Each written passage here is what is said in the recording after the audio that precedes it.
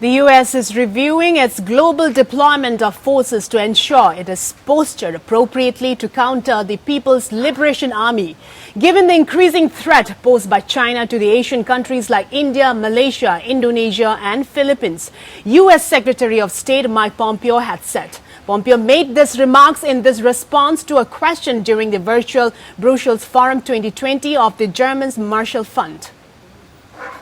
In a statement that pictures the U.S. as a factor in the India-China military face-off, Secretary of State Mike Pompeo said on Thursday that China's threat to India and Southeast Asia were among the main reasons for a U.S. move to reduce its troops in Europe.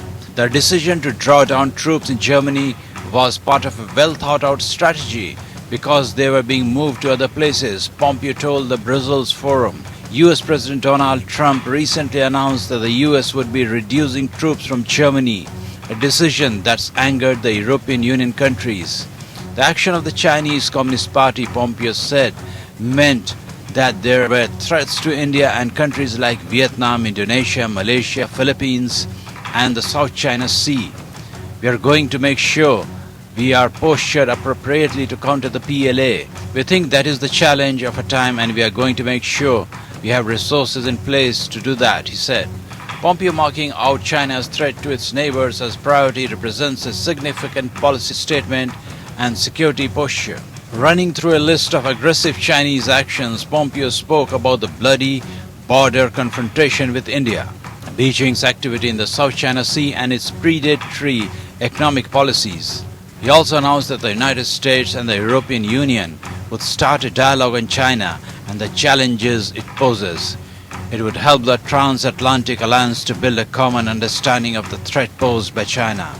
Pompeo said the two sides needed a collective set of data on China's actions so that the two could take action together. Europe is often accused of being naive about China, taking a much more benevolent attitude to China's designs. Asked whether Hawaii was part of the Chinese surveillance state, he said Chinese security forces personnel worked on the top floor of the company headquarters and the Chinese law required Hawaii to pass any data, including personnel, to Chinese Communist Party whenever the latter asked.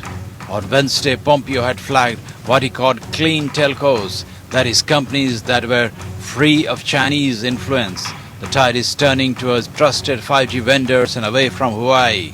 The world's leading telecom companies, Telefonica, Orange, Jio, Telstra and many more, are becoming clean telcos. They are rejecting doing business with tools of the CCP surveillance state like Hawaii, he said. Bureau Report.